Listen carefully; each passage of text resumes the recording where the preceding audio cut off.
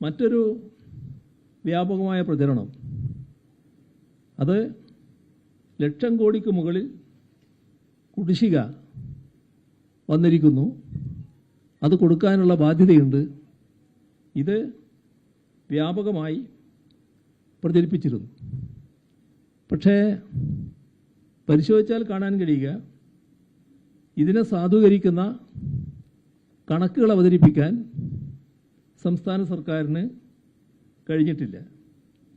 ഇവിടെ സർക്കാർ നടപടികളുടെ ഭാഗമായി ബിൽ ഡിസ്കൗണ്ടിംഗ് ഉണ്ട്.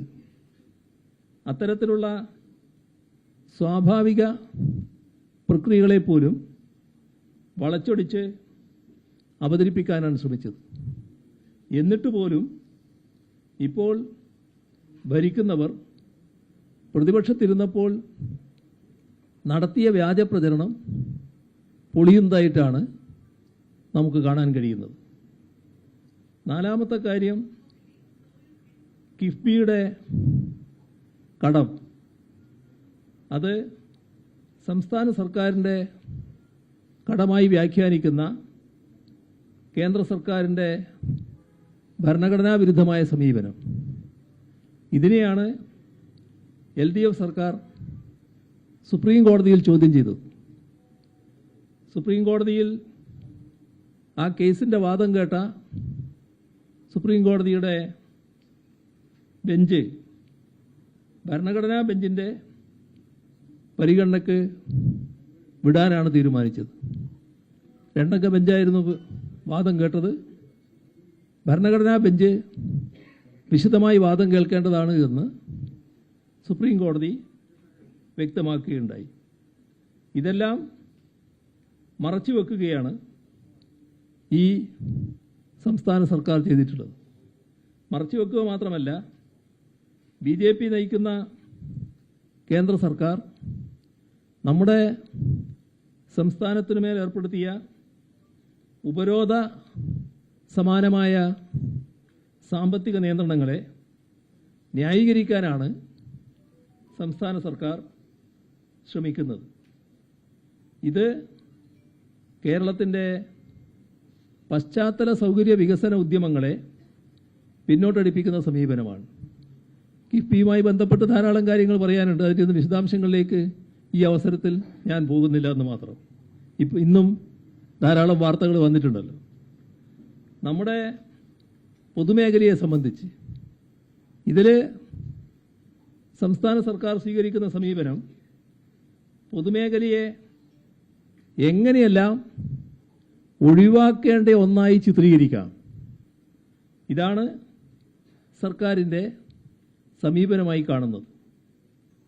ഇവിടെ സർക്കാർ അവതരിപ്പിച്ച സ്റ്റാറ്റസ് റിപ്പോർട്ടിൽ ലാഭത്തിൽ പ്രവർത്തിക്കുന്ന പൊതുമേഖലാ സ്ഥാപനങ്ങളുടെ എണ്ണത്തിലുണ്ടായ വർധനവ് എടുത്തു പറയേണ്ടി വന്നിട്ടുണ്ട്. അത് അവർക്ക് പോലും മറച്ചു വെക്കാൻ കഴിഞ്ഞിട്ടില്ല. എന്നാൽ നാം അവതരിപ്പിച്ച സ്റ്റാറ്റസ് റിപ്പോർട്ടിൻ്റെ പ്രത്യേകതയായി കാണേണ്ടത് അത് ബജറ്റിനുള്ള ഒരു മുൻഗാമിയായിരുന്നു. എന്തൊക്കെയാണ് വരാൻ പോകുന്നത് എന്ന് സൂചിപ്പിക്കുന്നതായിരുന്നു അവരിറക്കിയ സ്റ്റാറ്റസ് റിപ്പോർട്ട്. നമ്മുടെ തന്ത്രപ്രധാനമായ ധാതു ഖനന മേഖലകളെ സ്വകാര്യ കുത്തകകൾക്ക് തുറന്നു കൊടുക്കാനുള്ള ബജറ്റ് നിർദ്ദേശങ്ങൾ വന്നു. ആ ബജറ്റ് നിർദ്ദേശങ്ങൾക്ക് വഴിമരുന്നിട്ടത് സംസ്ഥാന സർക്കാർ അവതരിപ്പിച്ച ഈ സ്റ്റാറ്റസ് റിപ്പോർട്ടാണ്. വാഗ്ദാന ലംഘനങ്ങൾക്കുള്ള മുൻകൂർ ന്യായീകരണം അത് കണ്ടെത്താനുള്ള ശ്രമമാണ് സ്റ്റാറ്റസ് റിപ്പോർട്ടിലൂടെ സംസ്ഥാന സർക്കാർ ചെയ്തിരിക്കുന്നത്. ജീവനക്കാരുടെ ശമ്പള പരിഷ്കരണം, എഷ്വേർഡ് പെൻഷൻ പദ്ധതി, സ്ത്രീ സുരക്ഷാ സഹായധനം, യുവാക്കൾക്കുള്ള കണക്ട് വർക്ക്, ഇവയെല്ലാം തുടക്കത്തിൽ തന്നെ അട്ടിമറിക്കുന്ന നിലയാണ്. അതോടൊപ്പം തന്നെ പ്രവാസികൾക്കുള്ള പെൻഷനും മുടങ്ങിയിരിക്കുകയാണ്.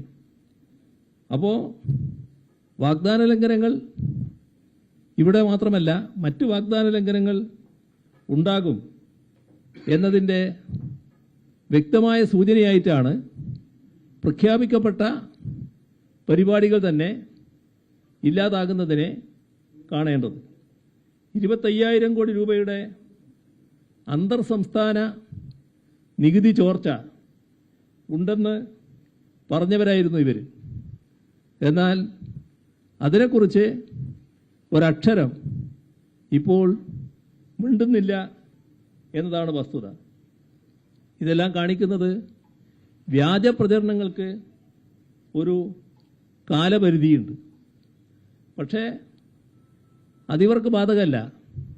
ഒന്ന് തീർന്നാൽ മറ്റൊന്ന് എന്നതാണ് UDFിൻ്റെയും അവരുടെ പാർശ്വവർത്തികളുടെയും തന്ത്രം. ഇതിനെ യഥാർത്ഥ വസ്തുതകൾ അണിനിരത്തി പ്രതിരോധിക്കുക എന്നതാണ് ആവശ്യം. അത്തരമൊരു പ്രവർത്തനത്തിൻ്റെ ഭാഗമായാണ് വസ്തുതകളുടെ ധവളപത്രം തയ്യാറാക്കിയിരിക്കുന്നത്.